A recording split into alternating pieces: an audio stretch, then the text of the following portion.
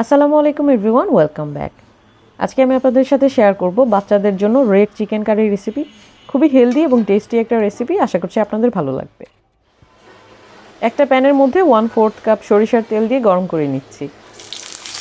আধা কাপ পেঁয়াজ কুচি দিচ্ছি। 1 কাপ বোনলেস চিকেন দিচ্ছি। আমি এখানে ব্রেস্ট পিস ব্যবহার করেছি, আপনারা বোন সহ চিকেন ব্যবহার করতে পারবেন। এখন চিকেনটাকে ভেজে নিব আর এর মধ্যে স্বাদমতো লবণ দিয়ে নিচ্ছি। চুলার আঁচটাকে একদম হাই হিটে দিয়ে তারপর ঢাকনা খোলা অবস্থায় এটাকে ভাজতে হবে। আর চিকেন ভাজার ক্ষেত্রে যেটা সতর্কতা অবলম্বন করতে হবে সেটা হচ্ছে খুব বেশি সময় ধরে ভাজা যাবে না। যতক্ষণ পর্যন্ত এটার কালারটা চেঞ্জ হবে আর নিচে দিয়ে হালকা একটু বাদামি হবে সেই পর্যন্ত এটা ভাজবো। অতিরিক্ত সময় ধরে ভাজলে দেখা যায় চিকেন শক্ত হয়ে যায়, তখন বাচ্চারা অনেক সময় খেতে পারে না, তখন আঁশগুলো একটু বেশি শক্ত হয়ে যায়। আর এর মধ্যে আমি 1 কাপ টমেটো দিয়ে নিচ্ছি, একদম পাকা টমেটো দিচ্ছি। 7 চা চামচ কালো গোলমরিচের গুঁড়া দিচ্ছি। এখানে গোলমরিচের গুঁড়াটা বাচ্চার বয়স অনুযায়ী একটু কমিয়ে বাড়িয়ে দিতে পারেন। আর গোলমরিচের গুঁড়া দেওয়ার কারণে বাচ্চা এটার মধ্যে হালকা একটু ঝাল ঝাল ফিলটা পাবে, প্লাস হচ্ছে বাচ্চার মুখে রুচি বৃদ্ধি পাবে।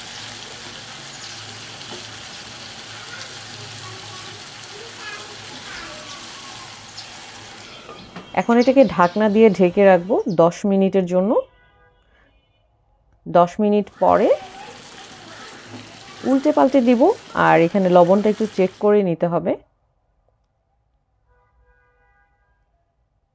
এখন মিডিয়াম আঁচে এটাকে আরও 10 মিনিট রান্না করতে হবে। 10 মিনিট পরে এটা হয়ে যাবে আর টমেটোগুলো একদমই সফট হয়ে যাবে, গলে গেছে। তারপর আমি আরও একটু সময় চুলার উপরে ঢাকনাটা খুলে একটু ভাজতে থাকবো, যাতে টমেটোটা আর একটু বেশি গলে যায় এবং তেলটা আলাদা হয়ে যায়।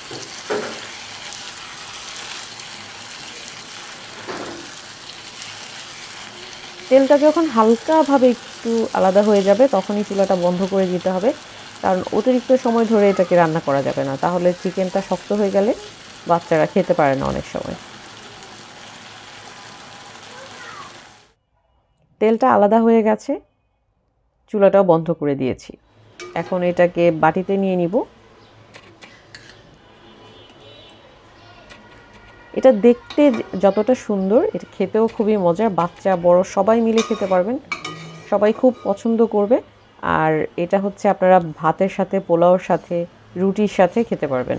বাচ্চাদেরকে এমনিতেও চিকেনটা ছিঁড়ে ছিঁড়ে দিতে পারবেন। আশা করছি আমার আজকের এই রেসিপিটা আপনাদের ভালো লেগেছে। যদি ভালো লাগে তাহলে প্লিজ আমার চ্যানেলটি সাবস্ক্রাইব করবেন, আমার পেজ একটু ফলো করবেন। সবাই ভালো থাকবেন। আল্লাহ হাফেজ।